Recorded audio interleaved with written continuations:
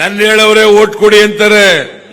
ಆತರ ಹೇಳಿದ್ರೆ ಅವರಿಗೆ ಮುಖಕ್ಕೆ ಮಂಗಳಾರತಿ ಎತ್ತು ಕಳಿಸಿ. ನಾನು ಆತರ ಹೇಳಕ್ ಸಾಧ್ಯನೇ ಇಲ್ಲ. ಯಾರು ಏನೇ ವಿರೋಧ ಮಾಡ್ಲಿ, ಪಕ್ಷೇತರ ಅಭ್ಯರ್ಥಿ ಏನೇ ಹೇಳಲಿ, ಮಂಡ್ಯದಲ್ಲಿ ನಿಖಿಲ್ ಕುಮಾರ್ 2 ಲಕ್ಷಕ್ಕೂ ಹೆಚ್ಚು ಅಂತರದಿಂದ ಗೆದ್ದೇ ಗೆಲ್ತಾರೆ ಅಂತಕ್ಕಂಥದ್ದು ನನ್ನ ವಿಶ್ವಾಸ.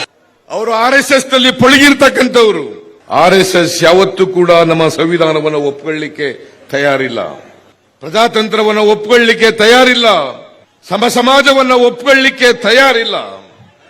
ಅವ್ರು ಯಾವತ್ತೂ ಕೂಡ ರೈತರು, ಬಡವರು, ದಲಿತರು, ಹಿಂದುಳಿದವರ ಬಗ್ಗೆ ಇರಲಿಕ್ಕೆ ಸಾಧ್ಯನೇ ಇಲ್ಲ.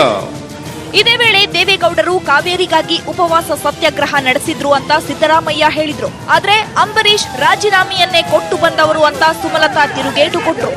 ದೇವೇಗೌಡರು ನಾವು ಕಾವೇರಿ ನೀರಿಗೋಸ್ಕರ ಹೋರಾಟ ಮಾಡಿದೀವಿ. ದೇವೇಗೌಡರು ಅಮರನಾಥರ ಉಪವಾಸ ಕೂತ್ಗಳ ಕೊಟ್ಟಿದ್ರು. ನಿಮಗೆ ಆರೋಗ್ಯ ಚೆನ್ನಾಗಿಲ್ಲ, ವಯಸ್ಸಾಗಿದೆ, ಅಮರನಾಥರ ಉಪವಾಸ ಮಾಡಬೇಡಿ ಅಂತಂದ್ರು. ಈ ಅಮ್ಮ ಬಂದಿದ್ರ ಹೋರಾಟ ಮಾಡಕ್ಕೆ. ಅಂಬರೀಶ್ ಅವರು ಕಾವೇರಿ ಹೋರಾಟದ ವೇಳೆ ಕೇಂದ್ರ ಮಂತ್ರಿ ಸ್ಥಾನಕ್ಕೆ ರಾಜೀನಾಮೆ ಕೊಟ್ಟ ಒಬ್ಬರೇ ಒಬ್ರು ಅಂಬರೀಶ್ ಅವರು. ಇನ್ಯಾರಾದ್ರೂ ಆ ಕೆಲಸವನ್ನು ಮಾಡಿದ್ರೆ ನನಗೆ ನೀವು ತೋರಿಸಿ, ನಾನು ಒಪ್ಕೋತೀನಿ. ಇನ್ನು ವೇದಿಕೆಯಲ್ಲಿದ್ದ ಸಂಸದ ಶಿವರಾಮೇಗೌಡ ಸುಮಲತಾರನ್ನ ಮಾಯಾಂಕನೆ ಅಂದ್ರು, ಜಯಲಲಿತಾಗೆ ಹೋಲಿಸಿದ್ರು.